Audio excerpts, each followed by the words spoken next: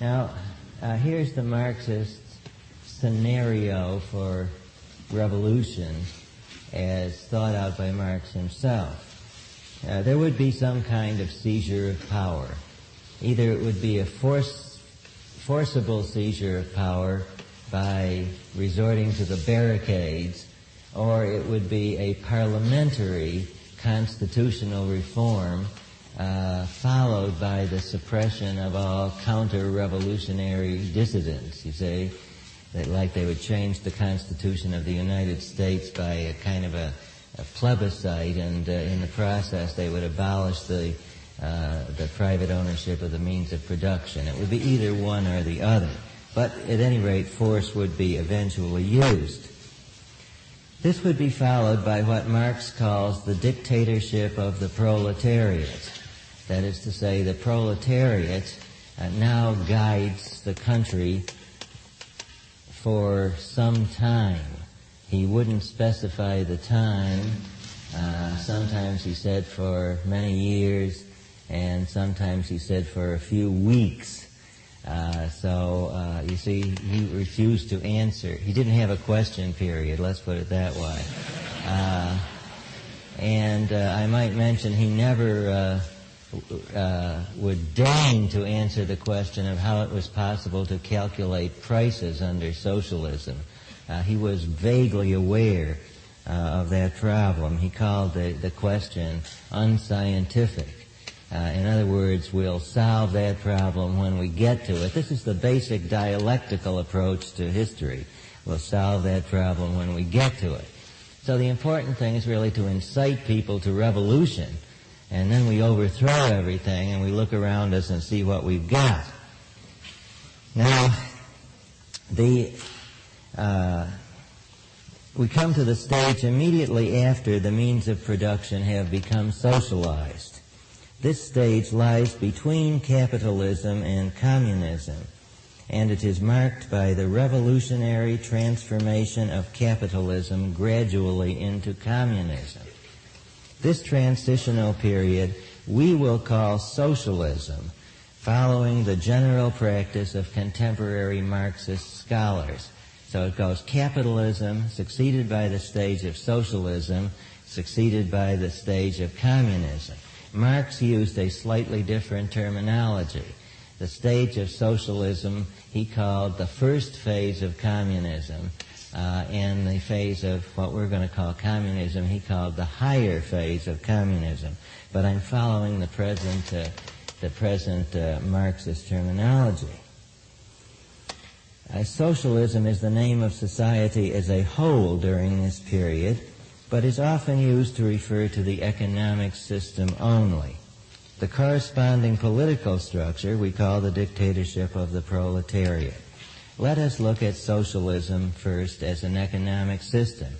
Now here I am following the remarks of Marx himself in his work called The Critique of the Gotha Program, the Critique of the Gotha Program, which came out in the 1870s. I'm following the general spirit of what he was planning. The means of production are owned and controlled by the state. Each individual works for the state and receives in return a money wage,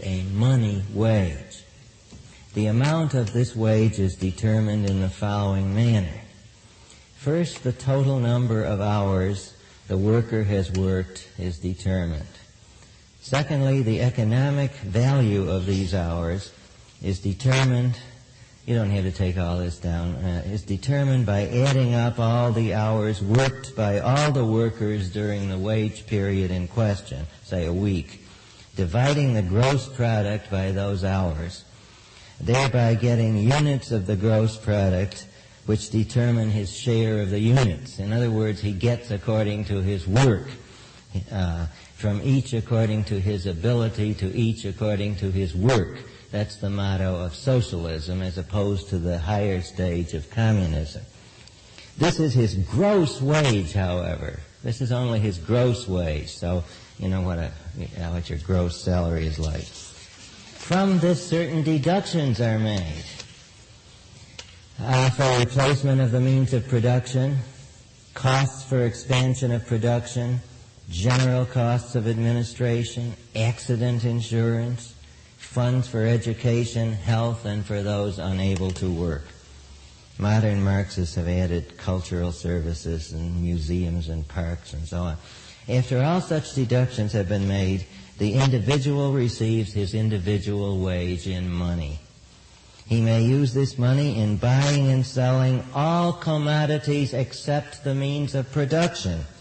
Marx tells us that under socialism, although there is a collectivistic ownership of the means of production, still in the exchange of consumer commodities, the principles of bourgeois right prevail. In other words, I might have a right to this picture, you see, provided I didn't put it to work in some way, aging scotch or something like that. Now, wage labor is preserved in the sense that the worker receives a quantity of money in return for a quantity of labor. But please notice the worker is no longer free, even in the sense that, this is a criticism of my own, he's no longer free even in the sense that Marx admits that he's free in capitalist society. For now there's only one employer, the state, who is gouging out the surplus value. So the worker has no choice among employers. Of course, the answer the Marxists give is that all the surplus value is actually applied to the public interest, the benefits of the workers, and so on. Whatever element of force in the Marxist sense existed under capitalism is retained under socialism. The worker must work or starve, with the added bonus of having only one employer to choose from. The admission of a contemporary Marxist economist, Ernest Mandel, are relevant here. Ernest Mandel is a leading Trotskyist economist, and he is actually the head of the Fourth International, which is the organization of Trotskyists throughout the world. Now listen to what he says about the stage, which I am calling socialism. Under socialism, quote, the struggle of all against all to appropriate a bigger proportion of currency tokens will inevitably persist. So long as the exercise of certain social functions makes it easier to appropriate comparatively scarce goods and services, it is inevitable that the phenomena of careerism, nepotism, corruption, servility toward superiors, and an autocratic attitude toward inferiors will remain widespread. There is still universal mercenariness. The egoistic mentality of the old Adam will be preserved under socialism. It will not be a capitalist survival, but the everyday reality of distribution rationed by money. And so you see that Marxists are not content with socialism because it is still too selfish. And so we move on to their real ideal, which is communism, the final stage of man's economic development. We have seen that in the stage of socialism, according to Marx, if you read the Communist Manifesto, there will be a huge expansion of the productive forces and therewith of the social product. Socialism's mighty achievements in the economic field will make possible the following three stupendous developments. 1, the withering away of the exchange economy. 2, the withering away of the state. And 3, the withering away of the division of labor. Let us see how each of these processes can and must occur according to Marxist theory. Under capitalism and socialism, the means of distribution was exchange. A given good or service was exchanged for a price. Under socialism, the typical exchange is conducted between the individual and the state. The individual gives his labor to the state, receiving in exchange a wage, just as in the present Soviet Union. He then uses the wage to buy commodities from the state. As socialism develops, however, there occurs the withering away of the exchange economy. How does this take place? Wages are defined by the following characteristics, according to Marxist economists.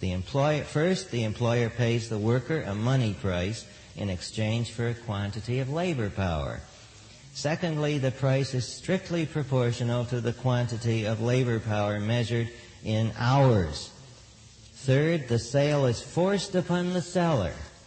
This is in socialism as well as in capitalism. That is, upon the worker, because the wage is needed by him to purchase the consumer goods to keep him alive.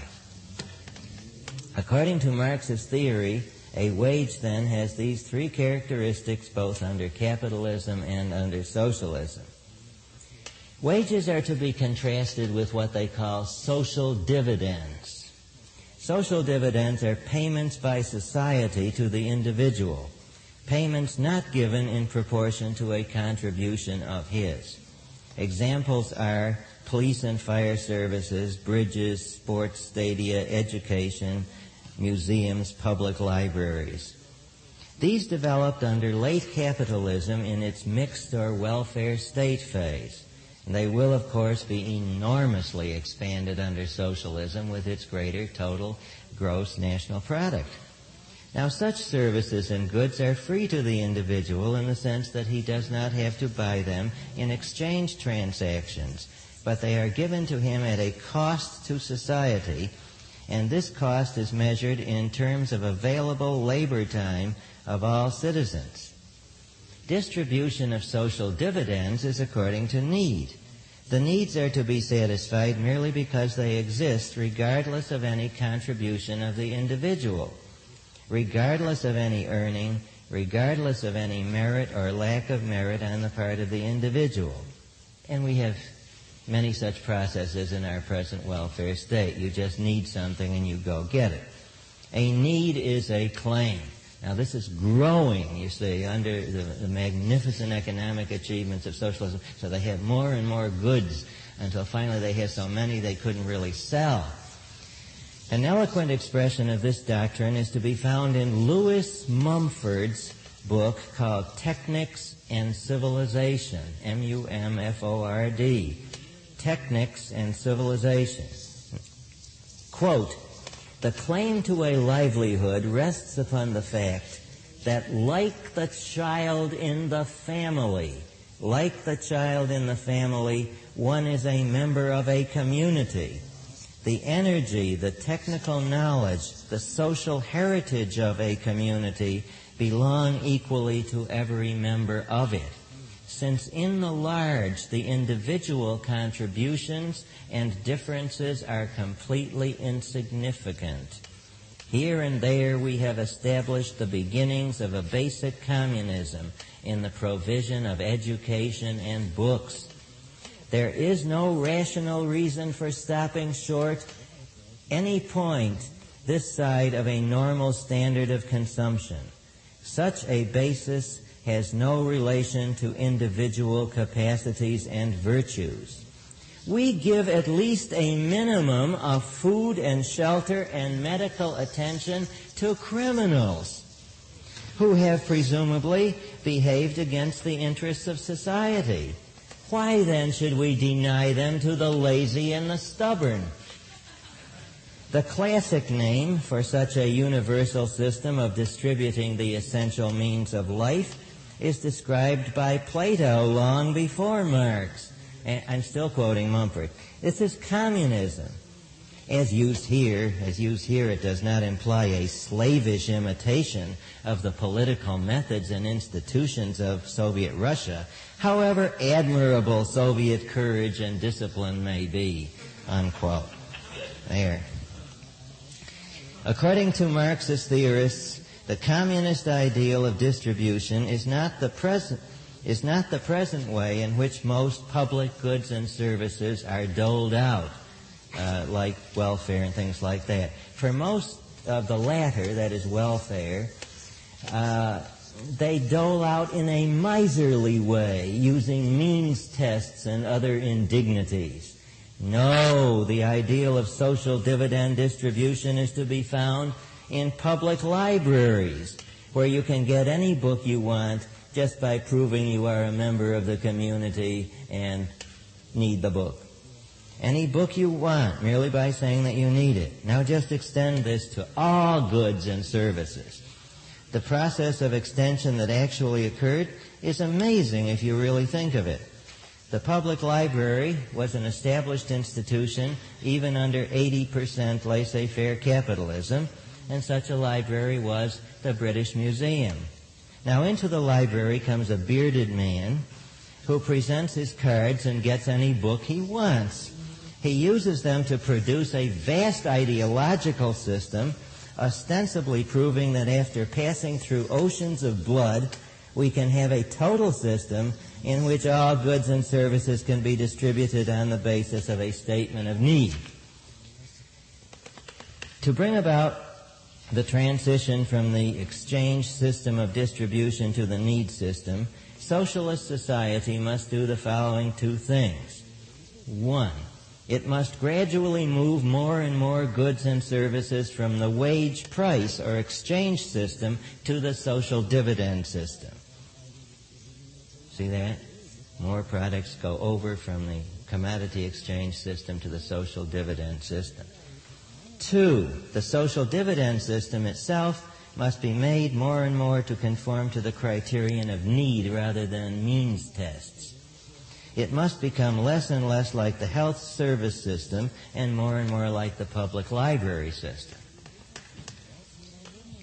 Now, the gradual transfer of goods and services from the exchange to the social dividend system should be accomplished in the following way. Goods and services should be transferred one by one as they become inelastic to price or income level. In other words, the demand for them does not increase or decrease in response to price or income level. As Oscar Lange, Lange, and Fred Taylor put it in their book on the economic theory of socialism, quote, if the price of such a commodity is below and the consumer's income is above a certain level, the commodity is treated by the consumer as if it were a free good.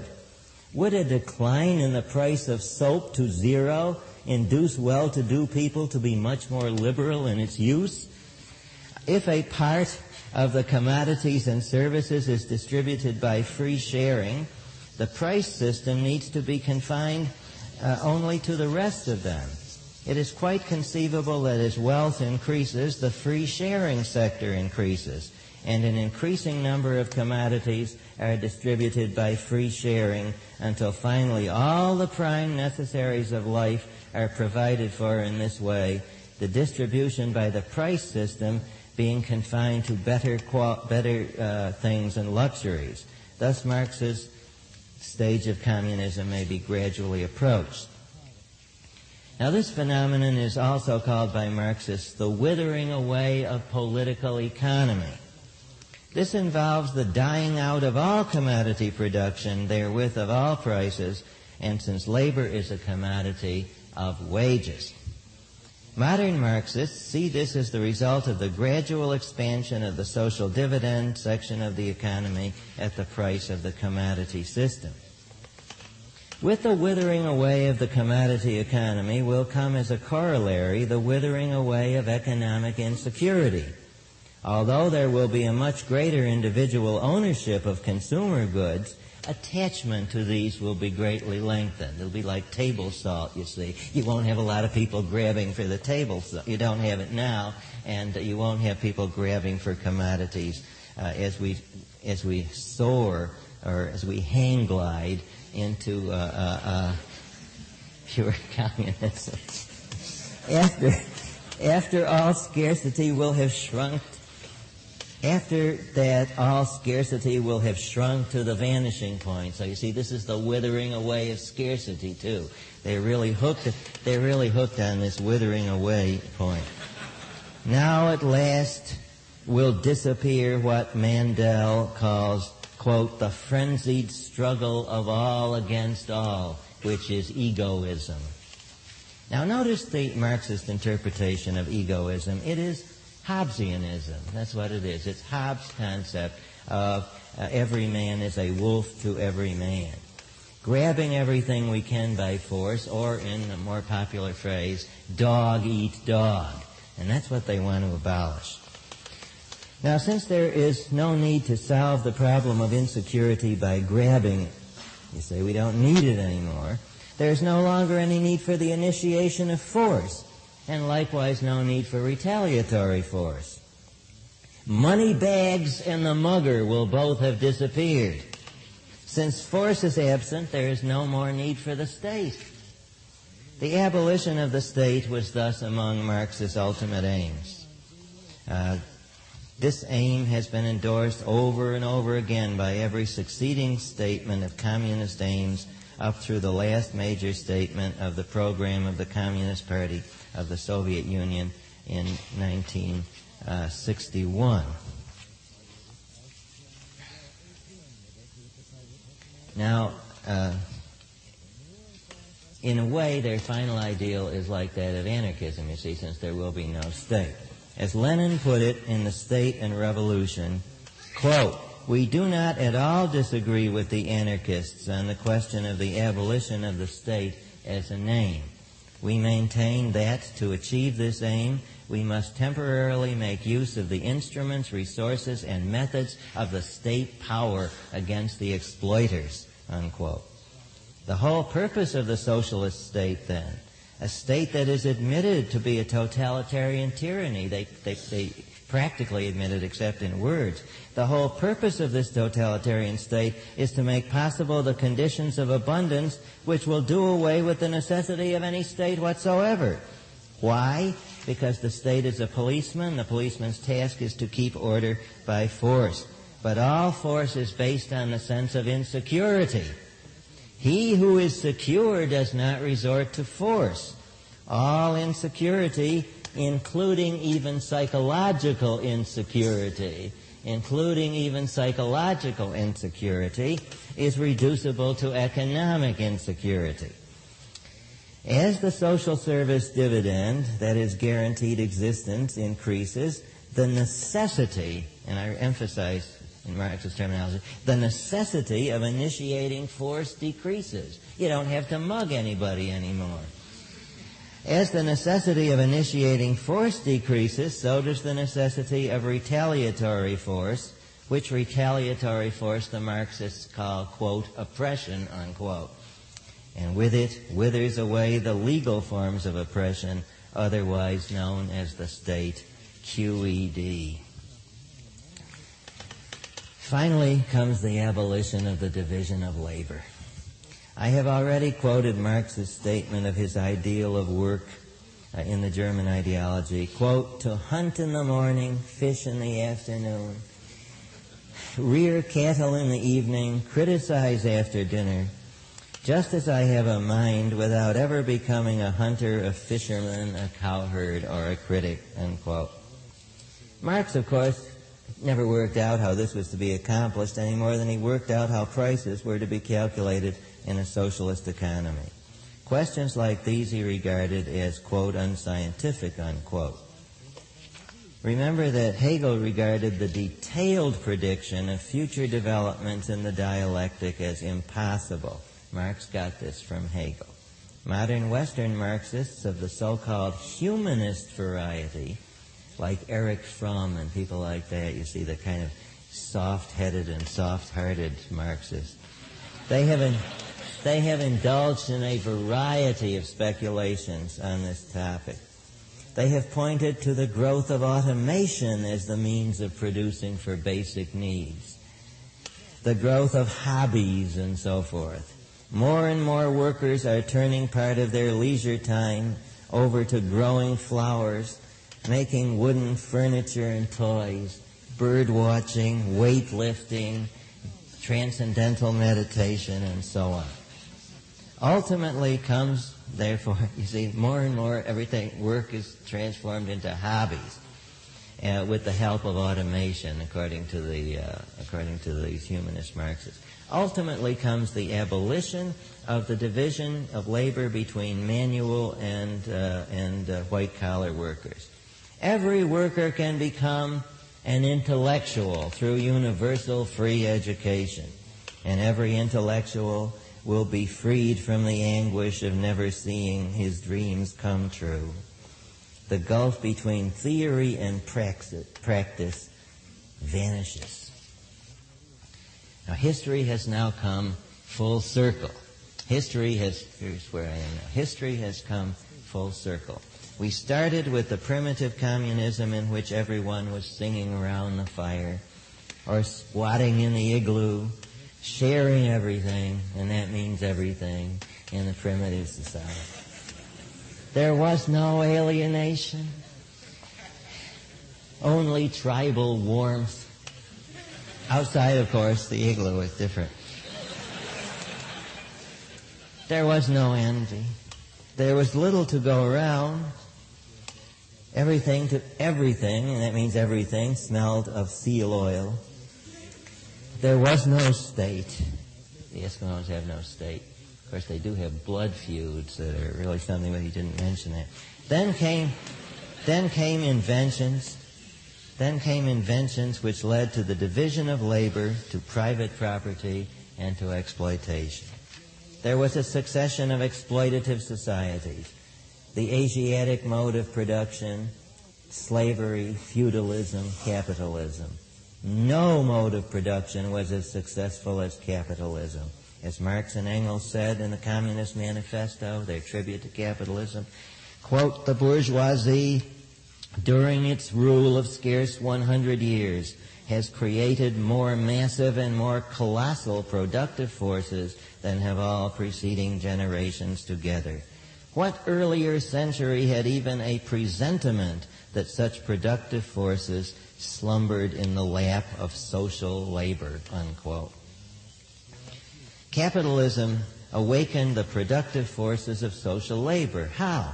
By extorting surplus value on an unprecedented scale. And so increasing surplus value is the road to productivity. But wait a minute. Extorting surplus value in an environment of freedom and competition leads to chaos, inefficiency, and breakdown, as we can all see when we look around us. So, capitalism wipes itself out. Socialism comes to the helm. Freedom is abolished. An all-powerful state takes over. It takes over the goods which are here. This all-powerful state proceeds to generate surplus value much more efficiently. The result is an enormous surplus, which makes possible the return to communism. Not to primitive communism, since the problem of scarcity has now been solved. Now we can bring everything into the igloo, so to speak. Cars and all the materials for cookouts and so on. The comparisons and the contrasts with primitive communism may now be summarized dialectically. Thesis: scarcity communism, otherwise known as primitive communism. A sharing economy, production for use rather than exchange, no state, no alienation, life at a primitive level, psychological tribalism. Antithesis: the exchange economy, production for profit, presence of the state, alienation, psychological egoism, individualism, and a trembling insecurity. Production of a surplus product which becomes enormous under capitalism. The goods are here. Socialism centralizes and streamlines this system and produces even more goods, because everything is now organized on a Prussian basis, you see, not only in the factory but between factories. Synthesis: the communism of abundance, a tremendous, colossal surplus product, already produced by socialism, production for use, absence of the state, no alienation, all your salk shots, the comforts of civilization. But life at a psychologically tribal level once again, and the disappearance of psychological insecurity. The thesis and the antithesis have been aufgehoben. They have been taken up into the synthesis, the contradictions preserved yet canceled. At last, individuals will become fully socialized again as they were in the primitive tribe. As Marx says in his Grundrisse, 1857, the private individual will become the social individual. Man will no longer have two separate lives, the private life and the public life as a citizen. Everything will become public. The distinction between private and public life will vanish. Man will become reunited with his species essence. His abstract, godlike essence, which is communal, will become his existence, the conditions of his daily life. Man's existence will be identical with his essence. Since this is true only of God, the ontological argument, man will be God. In the words of Trotsky, now, here are his exact words, Leon Trotsky, a man of some practicality, quote, man will become immeasurably stronger, wiser, and subtler. His body will become more harmonized, his movements more rhythmic, his voice more musical. The forms of life will become dynamically dramatic. The average type will rise to the heights of an Aristotle or a Marx. And above this ridge, new peaks will rise. These, ladies and gentlemen, are the words of the creator of the Red Army. You have the ultimate statement here of the Marxist dream.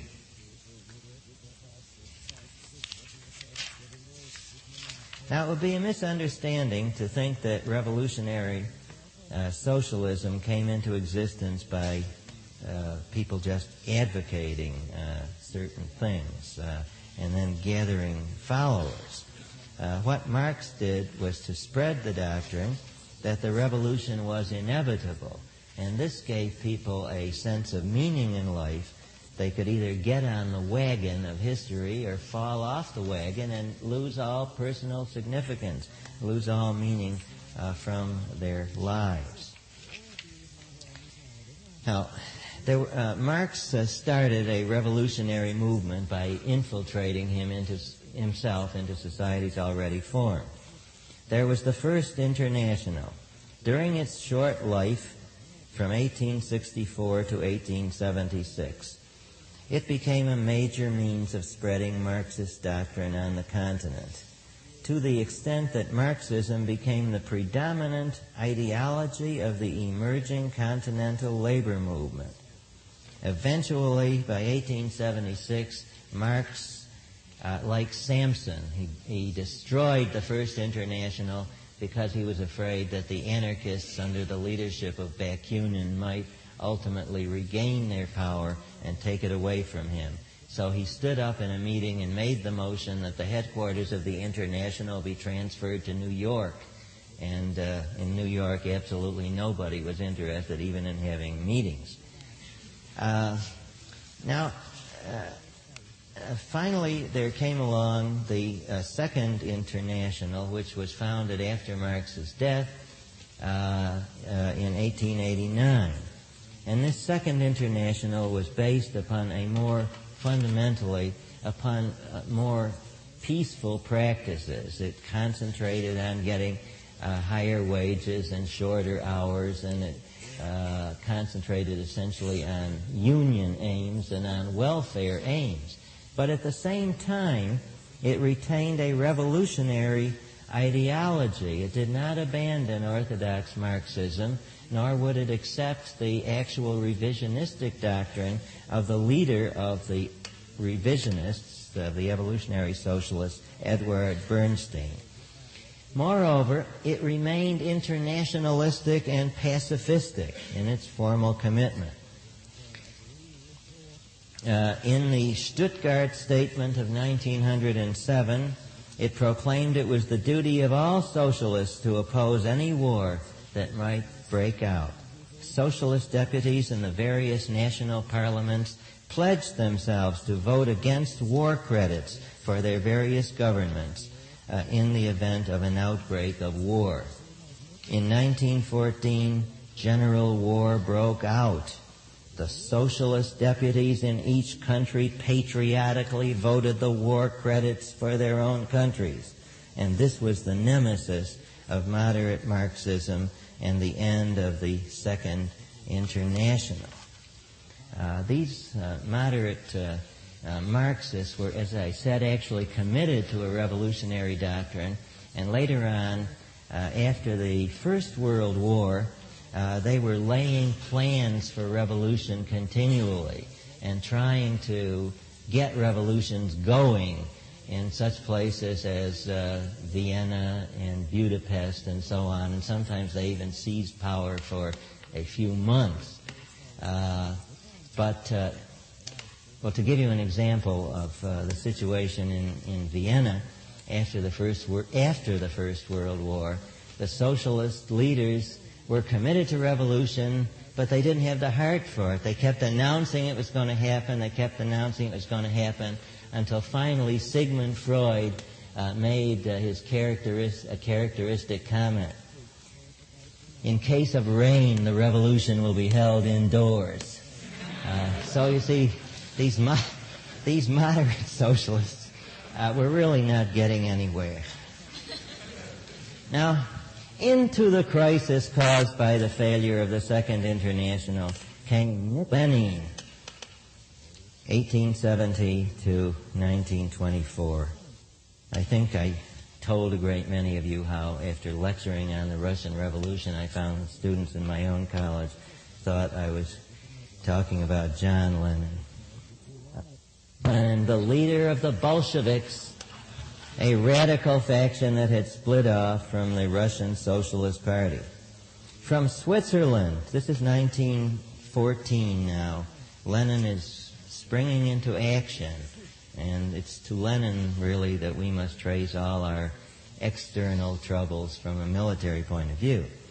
He proclaimed from Switzerland, from some cafe, that the pro-war socialists of Europe had betrayed the international working class in the interests of a war that was imperialist on both sides.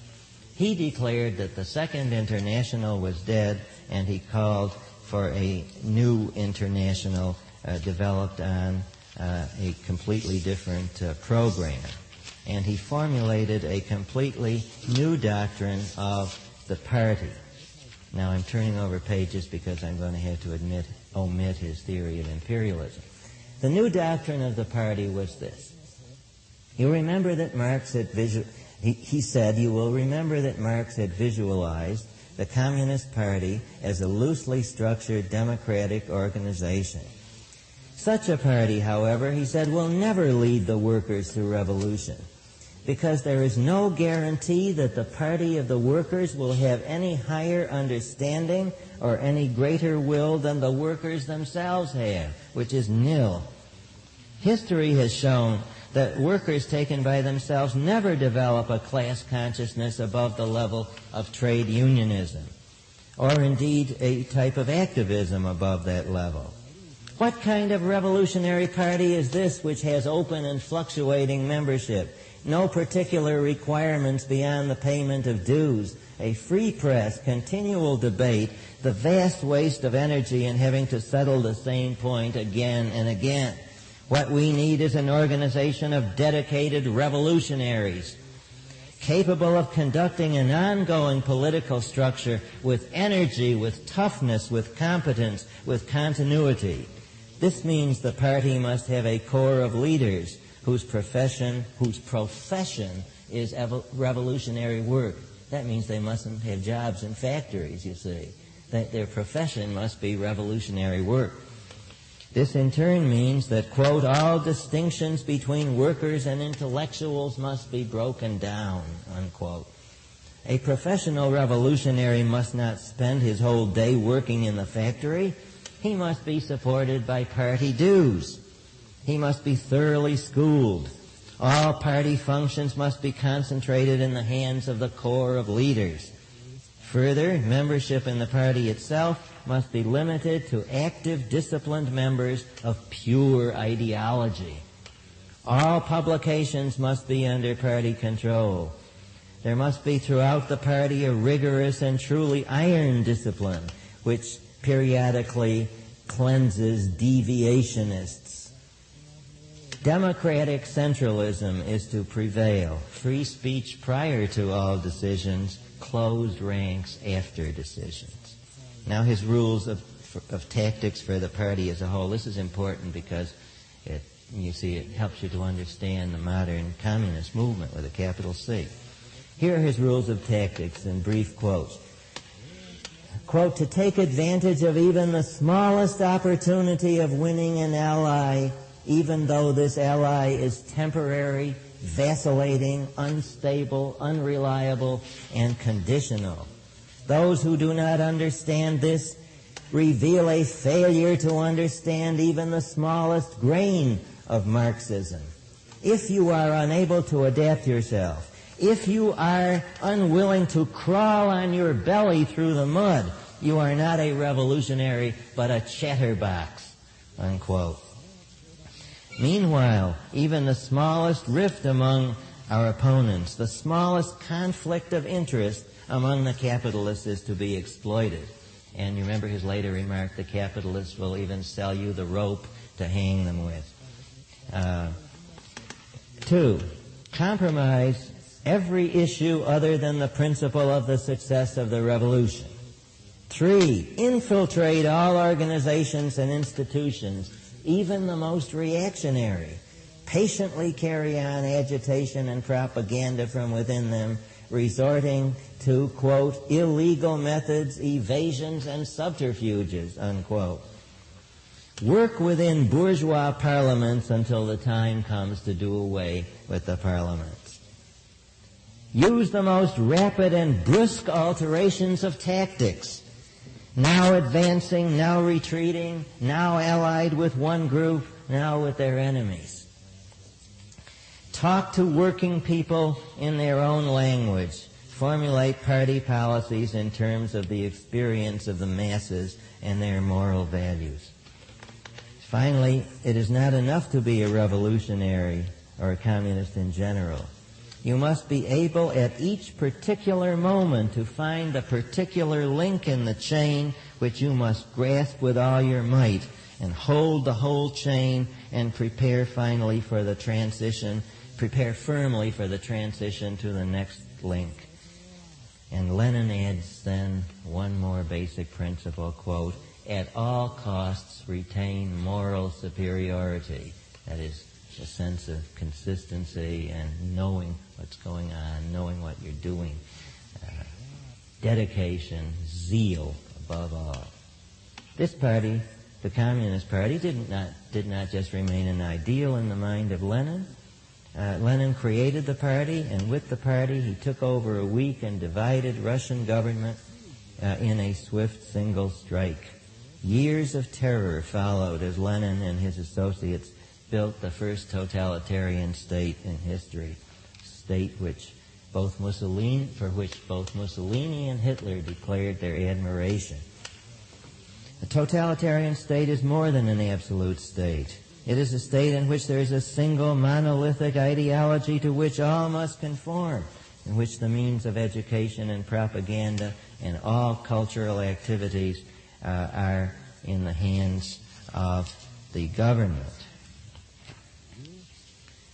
Now, contrary to the expectations of both Marx and Lenin, no Marxist revolution ever took place in any industrially advanced country.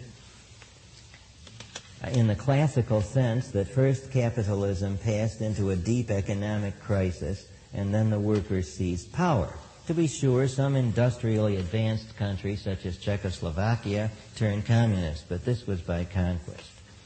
As for the backward countries themselves, Marxists generally expected that they would pass first through capitalism and then finally to socialism. But that did not happen in that way. And so therefore their dogma was contradicted by the actual turn of events. You remember how the Chinese communists first united themselves with Chiang Kai-shek, and they tried to help build some capitalism in China so they could overthrow it. And finally they realized this wasn't going to work that way. Now we come to the question which I promised in the blurb, in the brochure, to try to answer. Does Marxism-Leninism, Marxism-Leninism, constitute a deviation from the fundamental theoretical position of Marx? People who ask this question are usually asking whether we cannot have Marxism without totalitarianism. That's what your teacher means. That is, can we have, not this teacher, your teachers in colleges and universities, can we have a society founded on Marxist principles without totalitarianism? Can we work towards such a society without a reign of terror? They usually want to think that what they call a, quote, humanistic, quote, unquote, democratic, pluralistic type of Marxism is at least consistent with Marx's basic intentions and is possible to establish. I'm thinking of people like the late Erich Fromm. My answer is unequivocally no. There is no fundamental deviation. The terror of Marxism derives from its so-called humanism. So far is it from being inconsistent with the humanism or a deviation from it. Consider the following points. 1.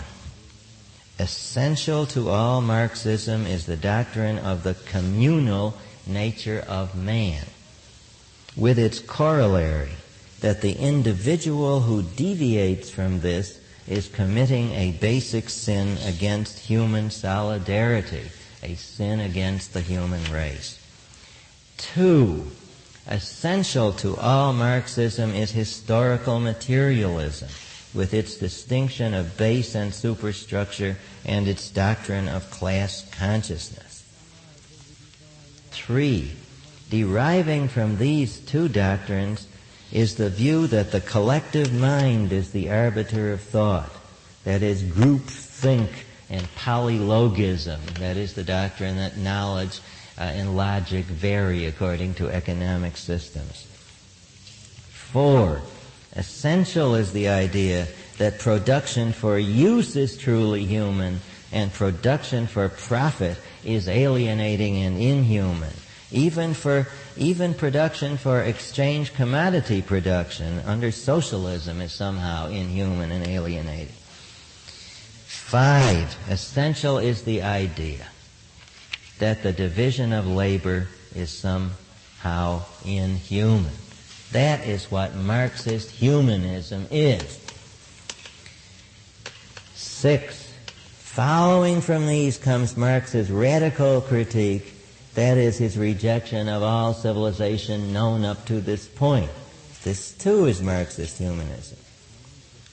7. Then there is the idea that a need is a claim and that the concept of earning must ultimately be abolished. 8. Essential is the idea that private property and the means of production must be abolished. Whatever Marxists may say, however they may protest, this inevitably means totalitarianism.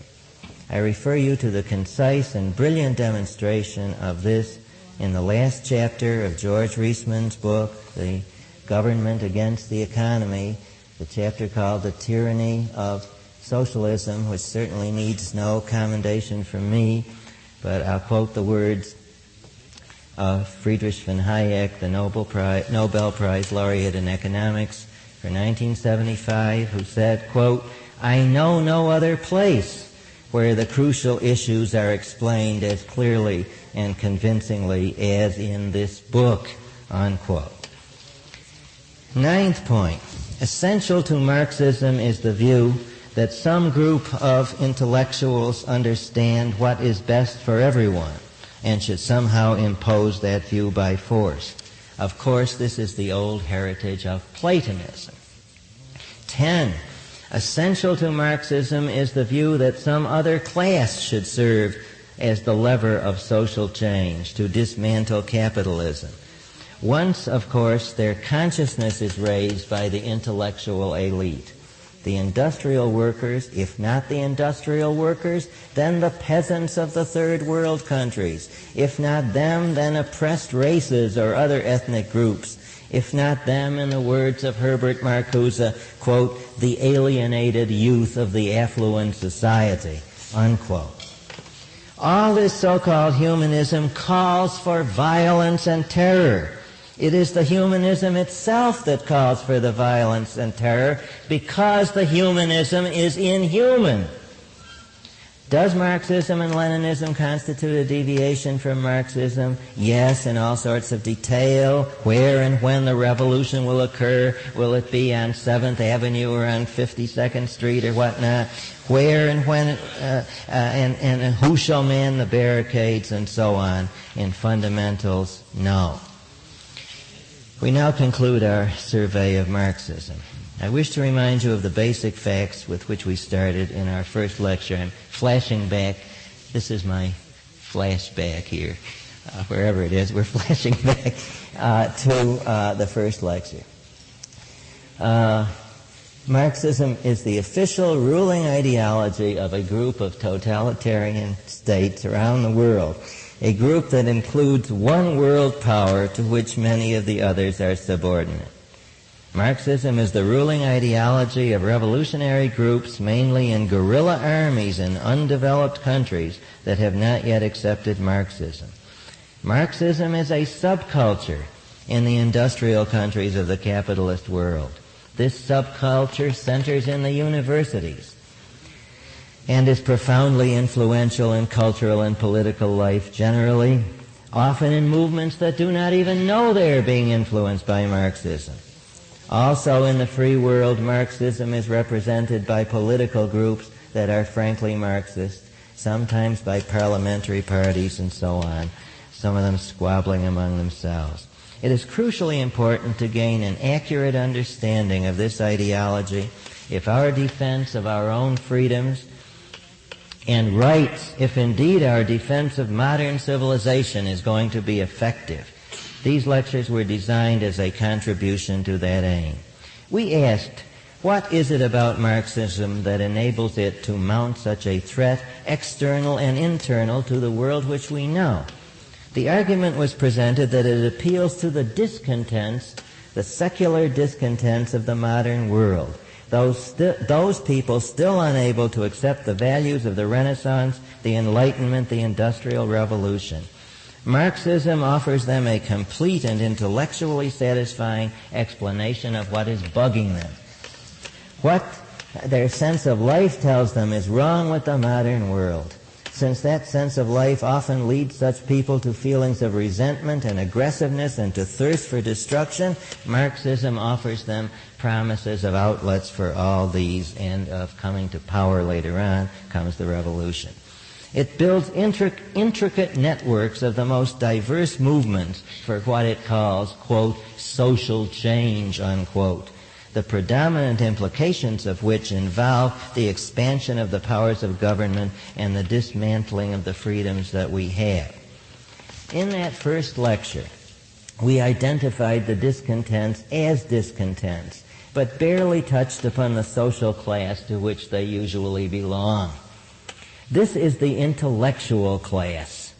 I want to discuss for a few moments the place of this class or social group in the modern world in order to identify an additional motive of discontent against the freedoms of the modern world.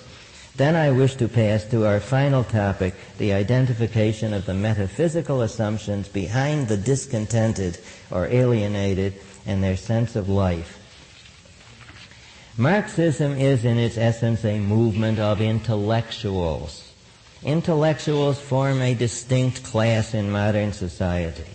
They may be identified by what they have to trade. What they have to trade is ideas. They create, they criticize, they manipulate ideas. By contrast, businessmen may be identified by their contribution of money capital, risk-taking, skill in organizing production, skill in marketing. The industrial worker contributes manual labor, skilled and unskilled. Now, how is the intellectual to get his product recognized and his work rewarded?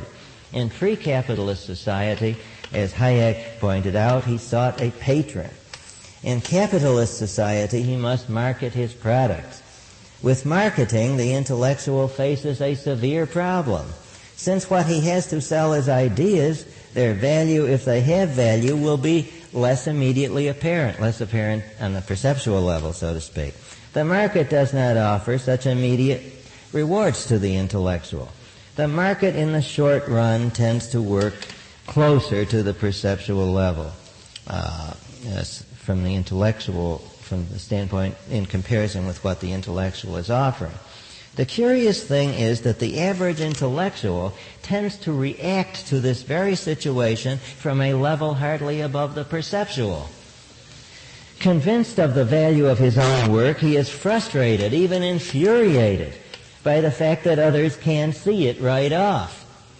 This engenders that hatred of the market, that longing for a return to the society of status that we see in so many intellectuals. There's more to it than this. There are many intellectuals whose main interest seems to be prestige and power. Unable to gain these things in the market, they turn to the state.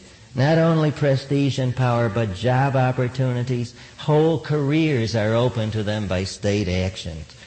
Grantsmanship, you know all this business. If these careers are bureaucratic, they offer great opportunities for power to push other intellectuals around, including their rivals. But the problem is how to gain control of the state. In the 19th century, intellectuals facing this problem were a small minority. They had to find some group with whom they could forge an alliance. At last, the word came from Marx. Quote, "Where," he asked, "is the real possibility of German emancipation?" We answer, in the formation of a class with radical change, the proletariat. The emancipation of Germany is the emancipation of man. The head of this emancipation is philosophy. Its heart is the proletariat. Unquote. Marx was a middle-class intellectual, the son of a prosperous lawyer. His father, Heinrich Marx, had emancipated himself from his Jewish past with the help of the French Revolution. Heinrich Marx was dedicated to the spread of the ideas of the tricolor, but only to the point where these meant the breaking of feudal chains and the end of religious discrimination. Heinrich Marx's life was an orderly bourgeois life, which he earnestly commended in his letters to his son, asking him how come he changed his address so often. Was it because creditors were after him, and so on. The son would have none of this. He wanted to be a far more consistent revolutionary, as he conceived it, than his father. He wanted to be a poet, a thinker, a journalist, an academic, a bohemian, and at the same time to exercise power. He sought a further revolution. He turned to the workers as his chosen people. But the workers could not be counted on to know when to revolt. This could be determined only by a scientific analysis of the socio-economic conditions, an analysis supplied by bourgeois intellectuals like himself. Claiming to be just these experts, Marx and his friends pushed themselves into the small workers' movement and took it over with the message of the Internationale, "Arise, ye prisoners of starvation, arise, ye wretched of the earth." So far as we know, Marx never entered a factory. His correspondence is filled with expressions of distrust for self-educated workers who came forth with half-baked ideas for revolution. It is clear that the so-called proletarian movement was chosen by discontented and alienated bourgeois as their path to power. Marx and his disciples sometimes expressed their fears that successful strikes would bring pay raises which would make the workers too contented to start a revolution. That must have meant that they feared any increase in the welfare of the workers, including any increase that came about as the development of capitalism. The fact that capitalism had brought about such a general increase was openly admitted by the revisionist thinker Bernstein at the end of the century, who gave a plea for a thoroughgoing revision of Marxist doctrines. From that time, Marxists of all types began very reluctantly to abandon hopes for a workers' revolution in the advanced industrial countries of the West. The choice now was between two things: either a gradual evolution into socialism in the West, the course now followed by socialists who are behind the welfare state in the hope that it will evolve into socialism. That's one choice. Or the other choice is a violent revolution in the undeveloped countries: Russia, China, Southeast Asia, Africa, Latin America, and above all, the latter countries lately. This revolution in the less developed countries could hardly be conducted by workers alone. They would have to have the peasants with them. So now it was a workers' and peasants' revolution led by, guess whom? The intellectuals. The peasants would have to be gotten into the picture by promising them land, involving the dividing up of large confiscated estates into small plots. Now these socialist intellectuals know perfectly well that agriculture on these small plots is not going to be cost efficient, and the workers will eventually have to be herded into collective farms, which they don't tell the workers. Intellectuals then remain leaders and actual dictators, whatever the nominal agent of revolution is. In the former European colonies, they have often been educated in the European universities like the Sorbonne by Marxist mentors. These intellectual leaders like Ho Chi Minh have often been very able people whose families had been brutalized or humiliated by the old colonial bureaucracy. These intellectual leaders have often been ascetic in their life, implacable in their hatred, and savage in their methods. Look at Cambodia as the extreme example, where about 40 intellectuals took over a whole country, massacred 1 million people, tried to return them to an essentially Rousseauian life. Now I'm going to quote statements of Nietzsche in his book The Joyful Wisdom, or The Gay Science. Quote, "Be robbers and conquerors as long as you cannot be rulers and owners, you lovers of knowledge. Be robbers and conquerors as long as you cannot be rulers and owners, you lovers of knowledge. Soon the age will be past when you could be satisfied to live like shy deer hidden in the woods. At long last, the pursuit of knowledge will reach out for its due. It will want to rule, and you with it." Now, in conclusion, I come to Marxism's metaphysical assumptions, the assumptions that are at the very root of the questions it asks. I want also just to touch on the sense of life that is the preconceptual equivalent of these metaphysical conclusions. There is a basic triad running through all of Marxist thought. The triad serves as a framework on which everything else is hung. The triad consists of a thesis, an antithesis, and a synthesis, and it goes as follows. Thesis: man, a being rich in undeveloped potentialities, a potential Leonardo da Vinci, approaches a world destined to be his oyster. But he is poor in resources. He's barely surviving. He can't even crack the oyster. The contrast is between the all-round richness of his potentialities and the poverty of his given means of production, between the rich world of imagination and cruel reality. Rousseau's quandary now comes to the fore. Life in the woods is great, but I can't eat acorns. In other words, the goods aren't here. Antithesis. Suddenly the means of production appear out of nowhere, and they begin to multiply like rabbits. Now, this is technics. The effective use of these techniques acquires certain adjustments. Man can no longer be the happy primitive hunting in the morning and fishing in the afternoon, etc. What is required is the division of labor accompanied by the institution of private property. Enter alienation, frustration because one cannot produce according to whim, while at the same time living a guaranteed existence. But along with this great disadvantage comes an equally great advantage, a surplus product.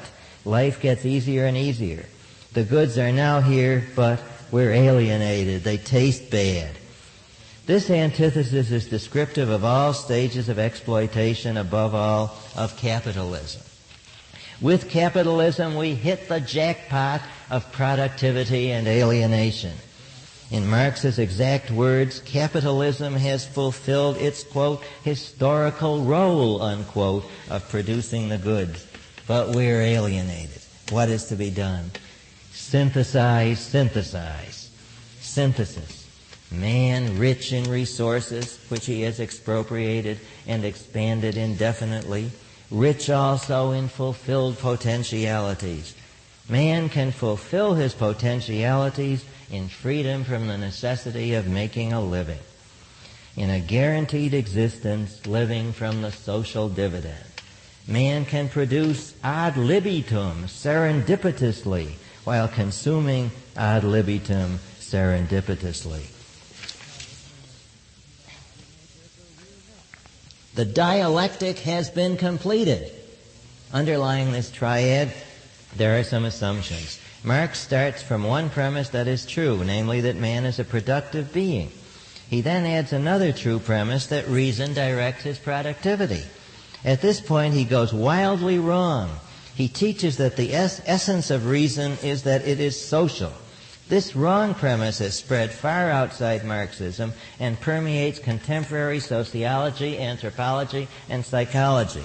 Marx goes wrong at this point because he is blinded by the fact that reason depends on language. Reason does depend on language, but only in the sense that language is a necessary condition of reason. There are other necessary conditions. Above all, there is the condition that reason be directed volitionally. As Ayn Rand says, man is a being of volitional rationality. This is the crucial middle term. Not merely concept formation, but the process of inference depends on man's volition. But who can exercise volition? Only the individual. Man's volition, therefore his reason, therefore his productivity, are under the control of the individual.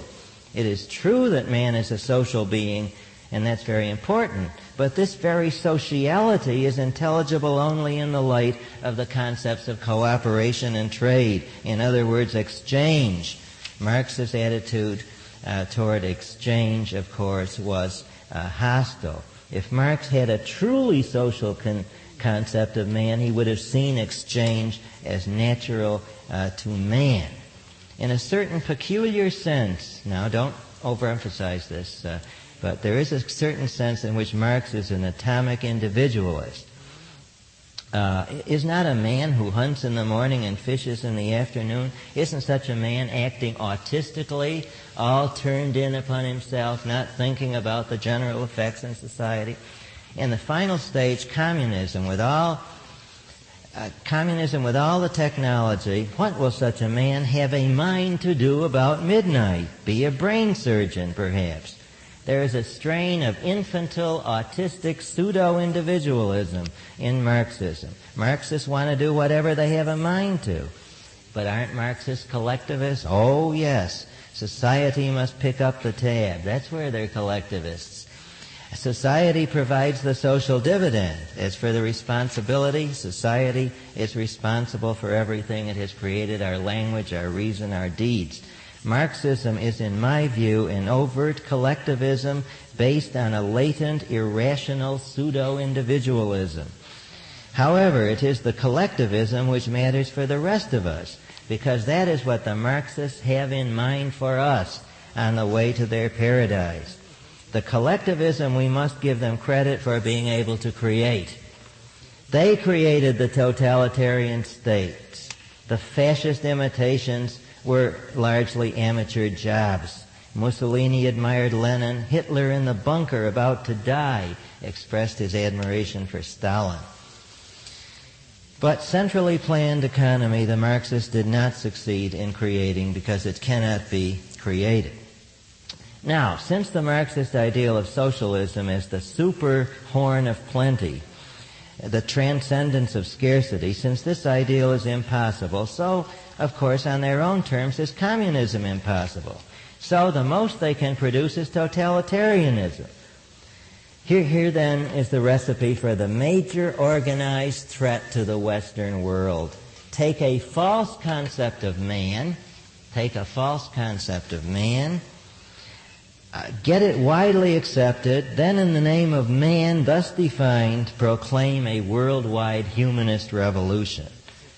As your failures mount, liquidate all objectors who by definition are anti-humanist and counter-revolutionary. This, I submit, is the essence of the Marxist world outlook and the Marxist revolutionary movement. Thank you.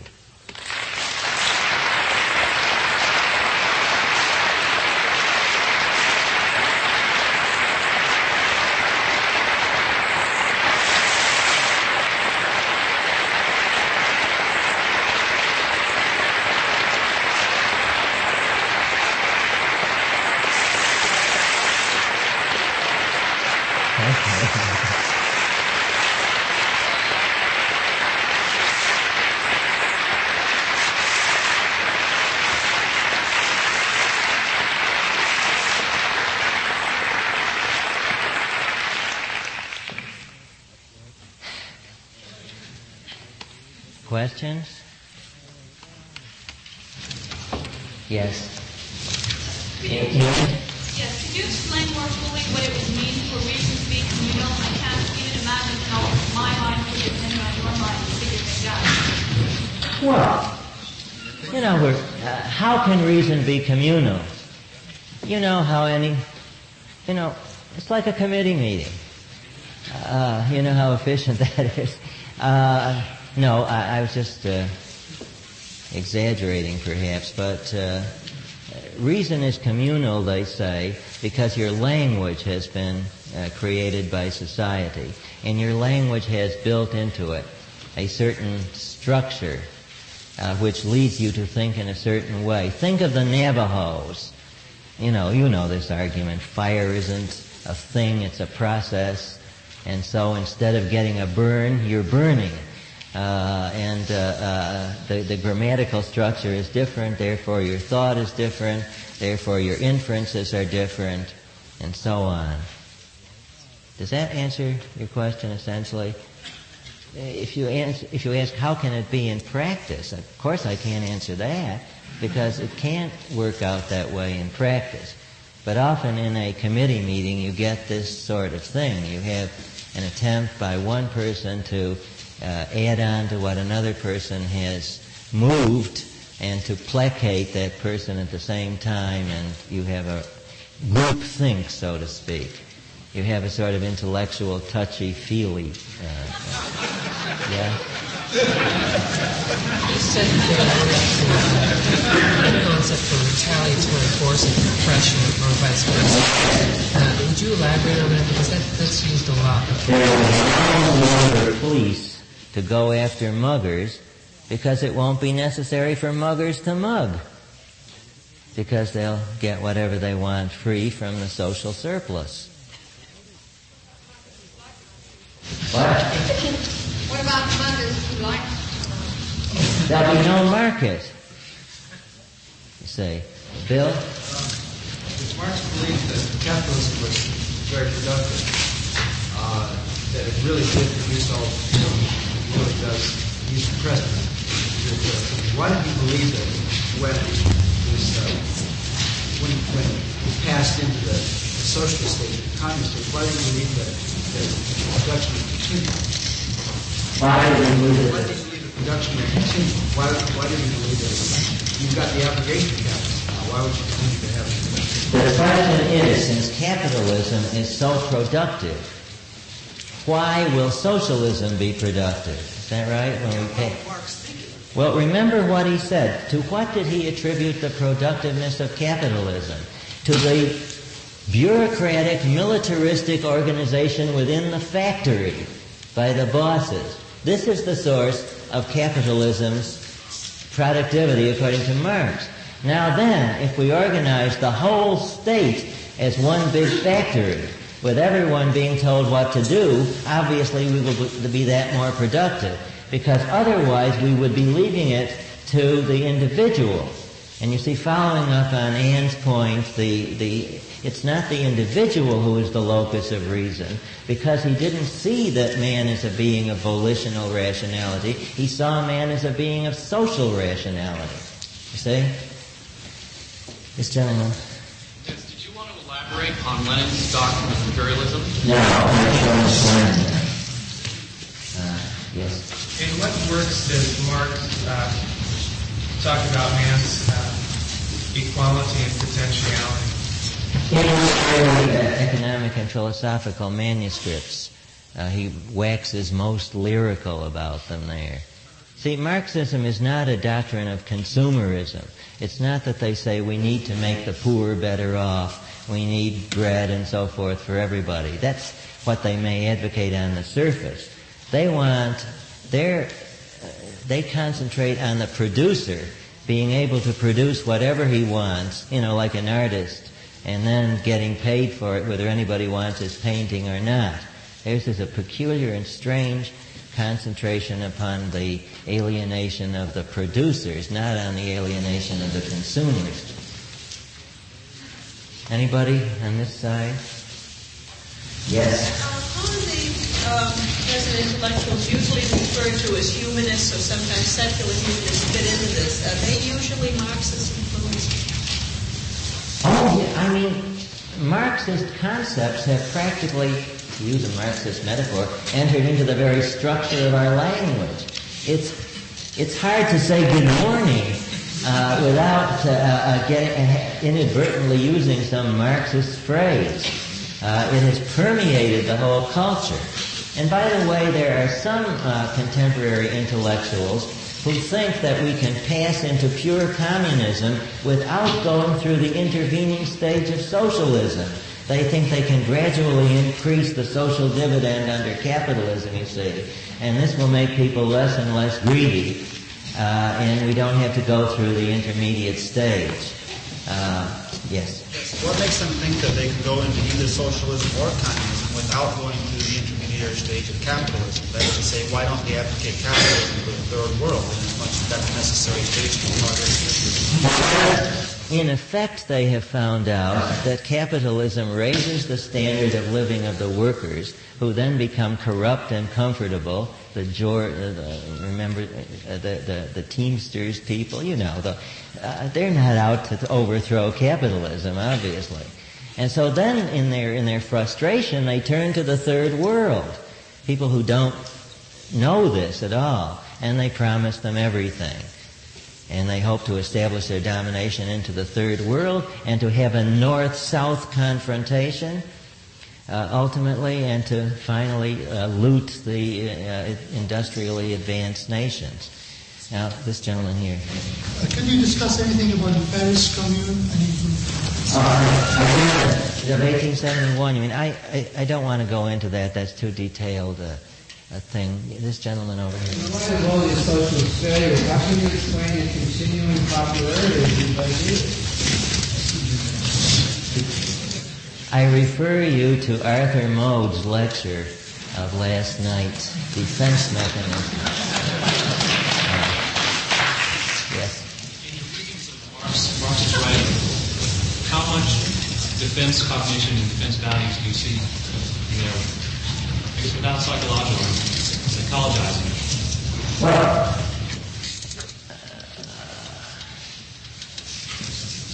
it's essentially what John Ridpath said about Nietzsche. It's essentially poetry rather than responsible thinking.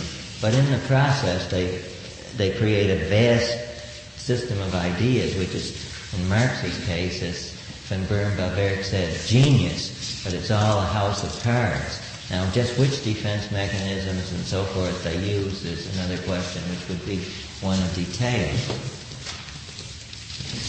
Did Marx elaborate much on just what he means by need? Is that the bare subsistence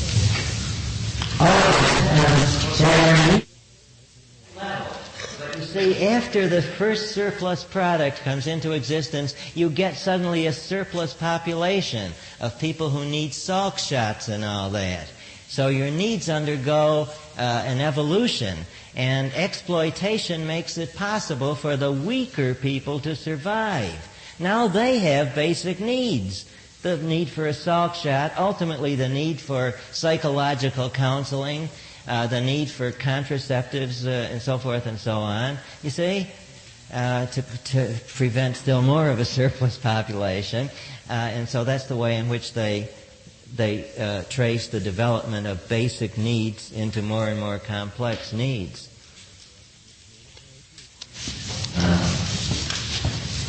Yes, I How much of theoretical Marxism and Leninism would you say still exists in the Soviet Union, and if not much, what replaced it? Well, how much theoretical Marxism-Leninism exists in the Soviet Union, and if not much of it, what will replace it? I'm wondering if somebody who has been brought up in the Soviet Union, if there's anyone here who would be willing to answer that question from the horse's mouth. Is there anybody here? Pardon? The main theory of the structure is based on Marxism and Leninism, even now. I can't see What I'm saying is the structure of even the structure now is based on this theory of Marxism and Leninism, and this is how it goes. And they don't dare do anything like denationalize their means of production. They're bound by the very ideology. The ideology is what makes life intelligible for people as a whole. And so, even though their motives are maybe power lusting or whatnot, they're constricted by the ideology, and there's no way to change that without some tremendous intellectual revolution. Two more? There's a group of people in America called the Society for Humanistic Judaism. Does their use of the term humanism in their organization name imply that they are Marxists? I do not know. I don't know the society, and I don't know what they're committed to. Another question? This gentleman in the very dark shirt. How seriously do you take the real or alleged changes which are taking place in China now? I'm not even a mini expert on this. I really don't know. I'm sorry. I guess